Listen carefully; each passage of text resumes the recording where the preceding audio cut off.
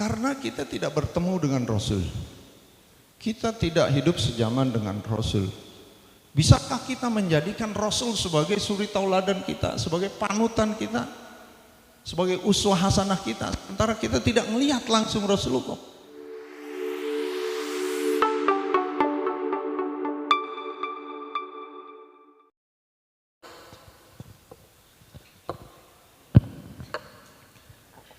Assalamualaikum warahmatullahi wabarakatuh. Bismillah, alhamdulillah, wa syukrulillah, wal khairu wa syarru bimasyiatillah. Ashhadu an la ilaha illallah wahdahu la syarikalah, wa ashhadu anna sayyidana Muhammadan abduhu wa rasuluh la nabiyya ba'dah. Allahumma salli wa sallim ala man fihi uswatun hasanah Sayyidina Muhammadin sahibi safa'ah wa ala alihi wa ashabihi wa tabi'in wa man tabi'ahum bi ihsanin ila yaumil qiyamah. Wa ba'du ilahi anta maksudi wa ridhaka matlubi a'tini mahabbatika wa ma'rifataka.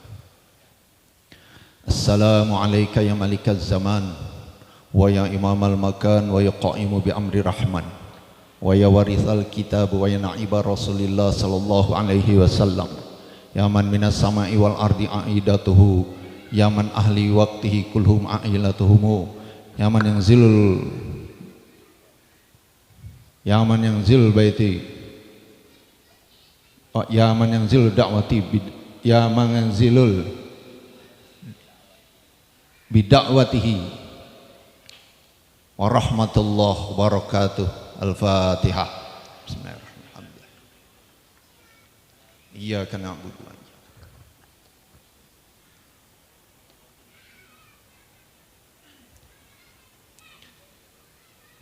Kehadapan Guru Agung yang mulia Syekh Muhammad Abdul Ghalsaq Maslul sebagai guru mursyid kita semuanya, semoga kita selalu berada dalam bimbingannya, dan Syekh mursyid kita ini kita doakan panjang umur, ditambah barokah karomahnya Allah Subhanahu wa taala, sehingga barokah karomah itu juga sampai kepada kita selaku murid-muridnya. Bapak dan ibu-ibu sekalian yang kami hormati, guru kita bersama Ketua LDNU Pusat Kiai Haji Agus Salim, guru kita bersama Wakil Talqin Abah Aos Bapak Kiai Haji Muhammad Torfi Ahmad Mustafa Torfi, guru kita Bapak Kiai Haji Atin Hayatin Kauni yang selalu menemani kita, bersama-sama dengan kita manakiban setiap bulan. Bapak sahabat saya Bapak Kiai Haji Burhanuddin, sahabat saya Sekjen PCNU Bapak Syarif Bunarif, Bapak dan ibu-ibu sekalian, Ketua MTKN Bang Azhari, dan semuanya saya doakan dalam keadaan sehat dan terus dalam lindungan Allah Subhanahu wa taala, dan hati kita terus terpaut dengan guru kita. Bapak dan ibu-ibu sekalian, hari ini kita memperingati atau melaksanakan manakiban ini dalam rangka memperingati Maulid Nabi Muhammad sallallahu alaihi wasallam. Biasa di bulan Maulud, di panggung-panggung dakwah, satu ayat yang paling populer di masa Maulidan ini yaitu surat Al-Ahzab ayat 21. Ini populer nih di panggung-panggung dakwah di masa Maulid ini. Ya. Bismillahirrahmanirrahim. Laqad kana lakum fi rasulillahi uswatun hasanah. Tapi di masyarakat populernya sampai itu aja. Itu kalimat Al-Ahzab ayat 21 yang populer sampai situ saja. Itu biasa ditulis di background panggung dakwah. Laqad kana lakum fi rasulillahi uswatun hasanah. Sampai situ saja. pasti sungguh pada diri Rasulullah itu ada contoh yang baik, ada suri tauladan yang baik. Sampai situ aja. Dan kemudian umat diajak secara bersama-sama untuk menjadikan Rasul sebagai contoh yang baik itu. Mengambil suri tauladan, mengambil contoh yang baik itu dari Rasulullah. Tidak salah, sama sekali tidak salah, bagus, baik. Tetapi sepertinya kurang strategik atau kurang taktis. Kenapa? Karena kita tidak bertemu dengan Rasul. Kita tidak hidup sejaman dengan Rasul. Bisakah kita menjadikan Rasul sebagai suri tauladan kita, sebagai panutan kita, sebagai uswah hasanah kita, sementara kita tidak melihat langsung Rasulullah? Maka hampir dapat dikatakan mustahil kita bisa mengambil Rasul sebagai suri tauladan kita. Sebenarnya kata-kata uswatun hasanah di sini, bahwa pada diri Rasul itu ada uswah hasanah di sini, ada bermakna dohiron wa batinan, dohirnya dan batinnya. Dohirnya aja kita susah untuk mencontoh Rasul atau menjadikan Rasul sebagai uswah hasanah kita, apalagi batinnya. Begitu. Lalu permasalahannya bagaimana? Itulah makanya setelah Rasulullah meninggal, Rasulullah menurunkan, Rasulullah menunjuk kader-kadernya sebagai pewarisnya, gitu. Yang dalam dunia thariqah disebut dengan Syekh Mursyid, gitu. Inilah yang kita lihat. Kita tidak melihat Rasul, tapi kita melihat mursyid kita. Loh, itu kan bukan Rasul, itu kan mursyid. Ya, mursyid tersambung dengan mursyidnya sebelumnya. Mursyid sebelumnya tersambung dengan mursyid sebelumnya. Terus tersambung dalam hal thariqah kita, Qadiriyah Naqsabandiyah, nomor 19-nya Syekh Abdul Qadir Jailani. Terus kesananya ke Sayyidina Ali karamallahu wajhah. Sayyidina Ali dari Rasulullah SAW. Inilah apa yang disebut dengan silsilah. Jadi mohon maaf, sedikit saya katakan, maaf sekali, omong kosong ingin mengikuti Rasul tanpa ketemu Rasul. Sudah ada kok pewaris Rasul yang disebut dengan, kalau dalam dunia thariqah disebut dengan Syekh Mursyid. Tinggal ikutin aja Syekh Mursyidnya. Oh enggak, ini mah bukan Rasul. Ya, kamu hidup sejaman dengan Rasul? Tidak. Kita percaya mursyid kita tidak menyimpang atau tidak berbeda dengan ajarannya Rasulullah Shallallahu Alaihi Wasallam. Maka Rasul pun dulu mengatakan, "Shollu kama ra'aitumuni usolli," itu kepada orang-orang yang melihat Rasul pada saat itu. Sholatlah kamu sebagaimana kamu melihat aku sholat. Melihat aku sholat. Jadi kan untuk orang-orang yang melihat. Untuk orang yang tidak melihat, melihat orang yang melihat Rasul.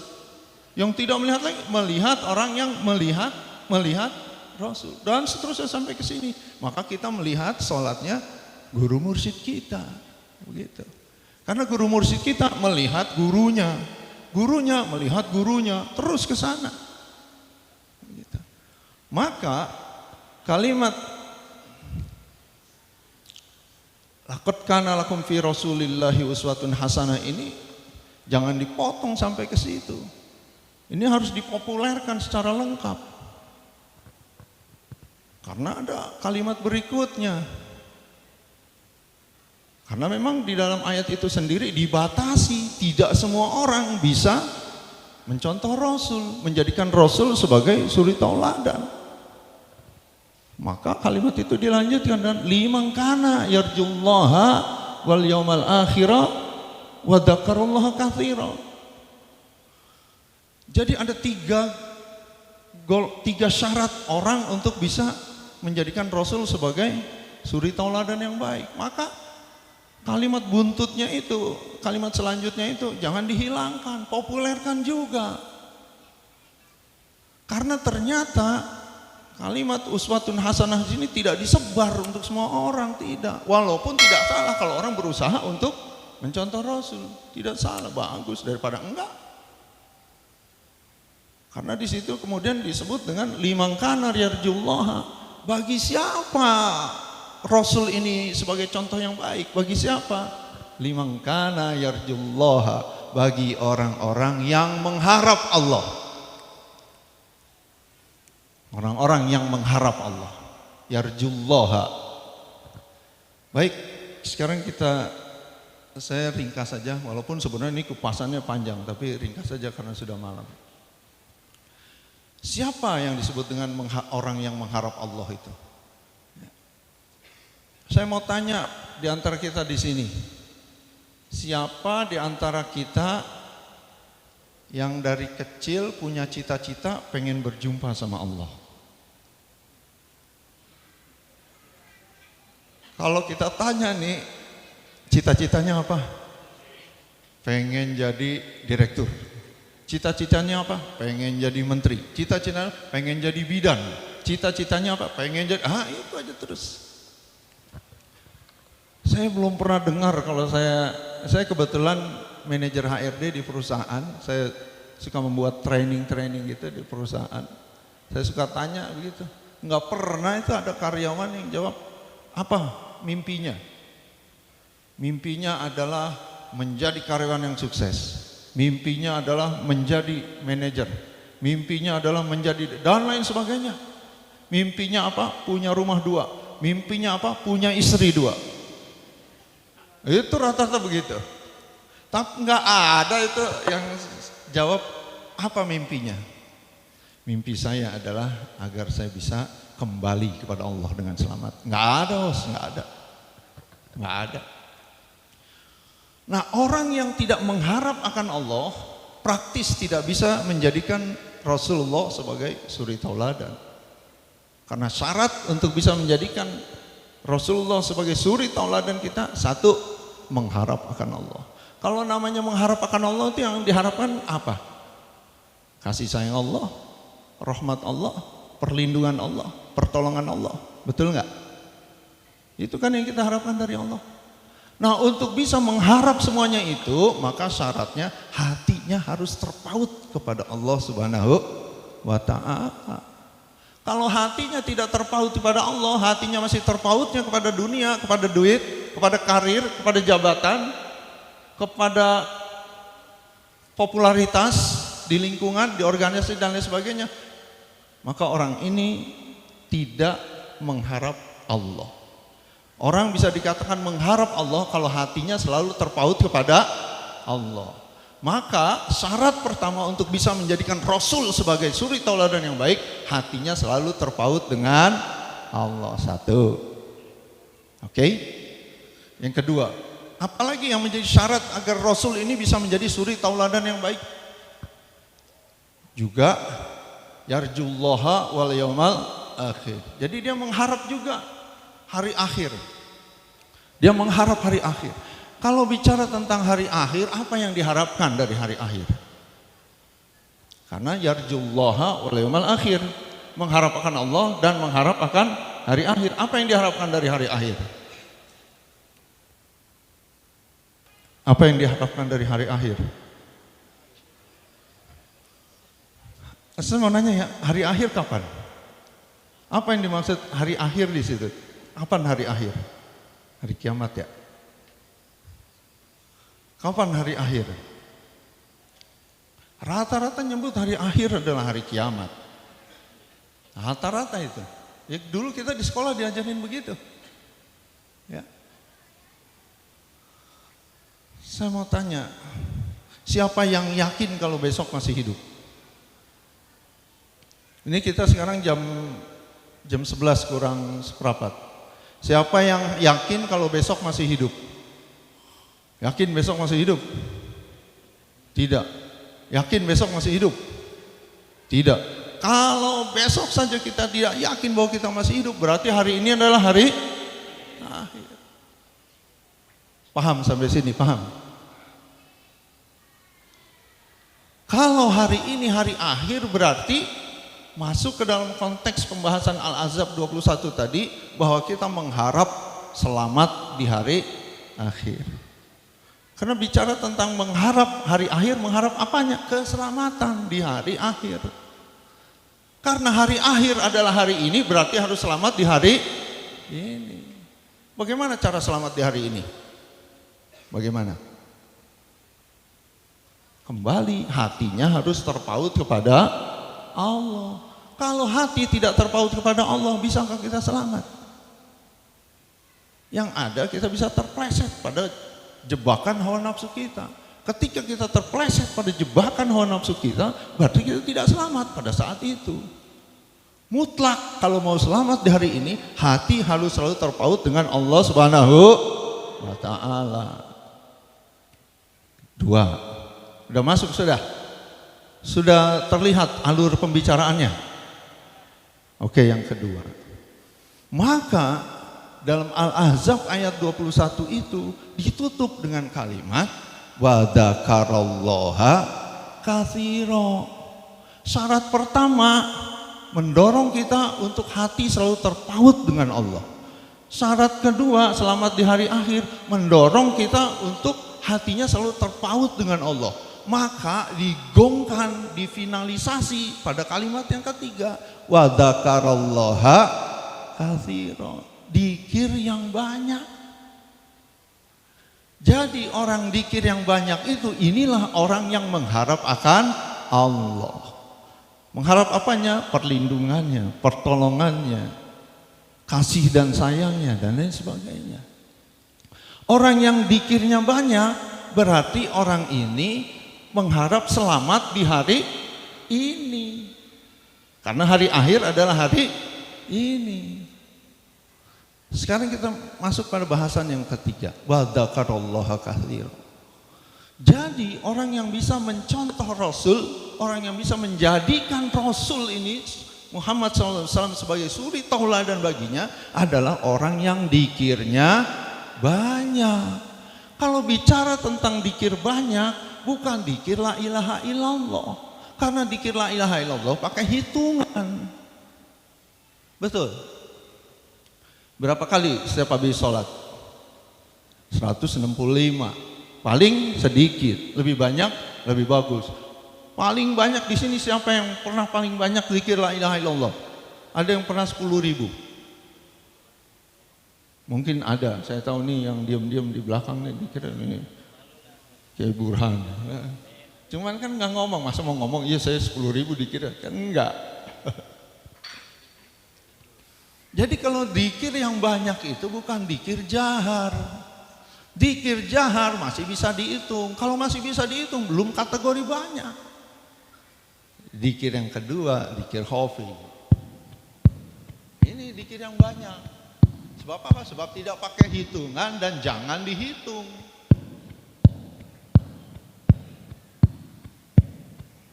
Maka inilah orang yang punya ini dan mengamalkan ini, inilah yang dapat menjadikan Rasul sebagai suri tauladan. Berdasarkan surat Al-Ahzab ayat 21. Nah, sekarang baru kita bicara pada ini. Oke, la ilaha illallah sudah. Ya, tadi sudah dijelaskan oleh Kiai Agus Salim tentang Sayyidina Ali mengambil la ilaha illallah dari Rasulullah SAW.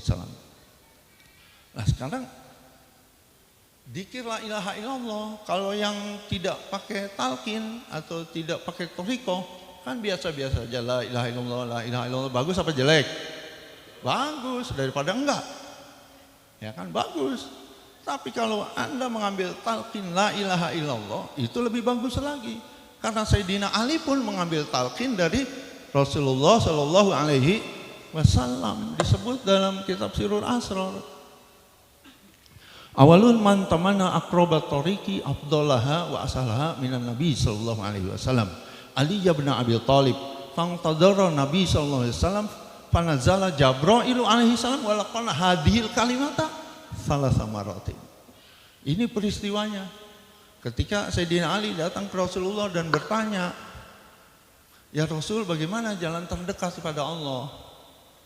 Akrobatoriki afdolaha, juga jalan yang paling utama, wa asalah, dan juga jalan yang paling gampang. Kenapa Sayyidina Ali minta yang paling gampang? Karena percuma kalau Rasul ajarkan tapi susah. Ya bagaimana kalau susah, bagaimana mau diamalkan?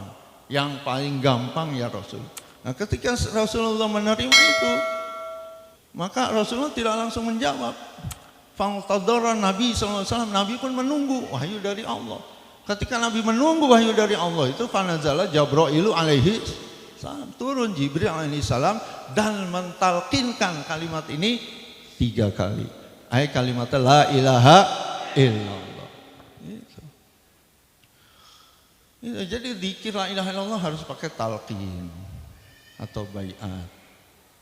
Apalagi zikir yang di dalam. Hanya dengan inilah hati kita terpaut kepada Allah. Perlu diketahui, zikir yang di dalam ini tidak akan bisa hidup kalau zikir la ilaha illallahnya kurang.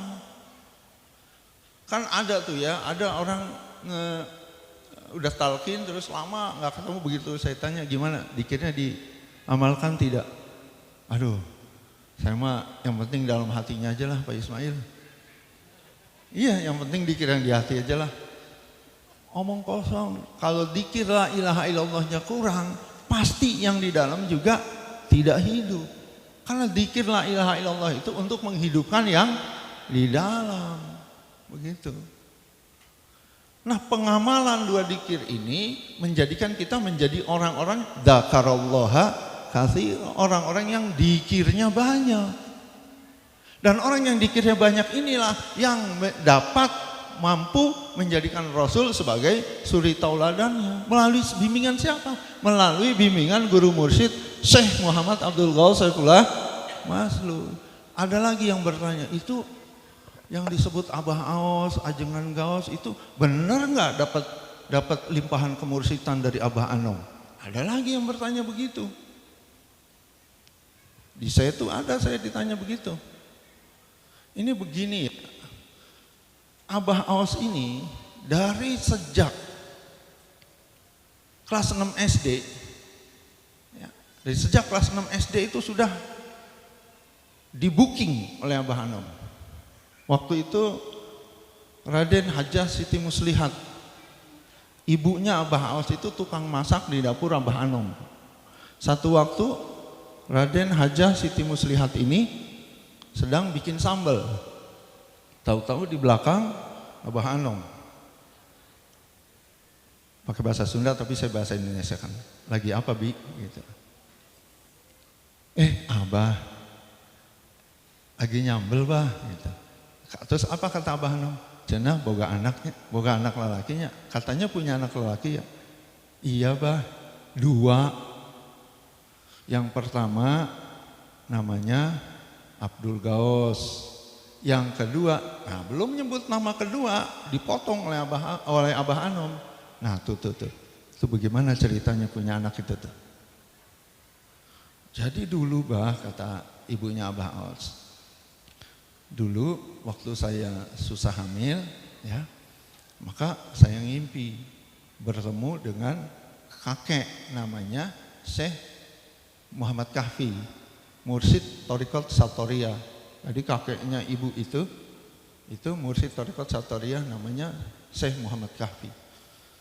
Mimpi ketemu, dalam mimpinya Syekh Muhammad Kahfi ngomong kepada Raden Hajah Siti Muslihat, nanti kamu bakal punya anak, kasih nama Abdul Gaos. Gitu.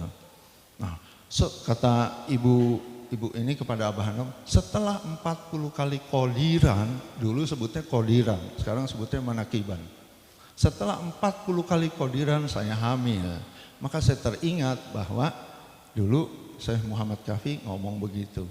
Maka ketika lahir anak itu dikasih nama Abdul Gaos. Nah kata Syekh Abdul Kahfi, ya Syekh Muhammad Kahfi waktu itu ngomong, nanti kamu bakal punya anak, ya namanya Abdul Gaos.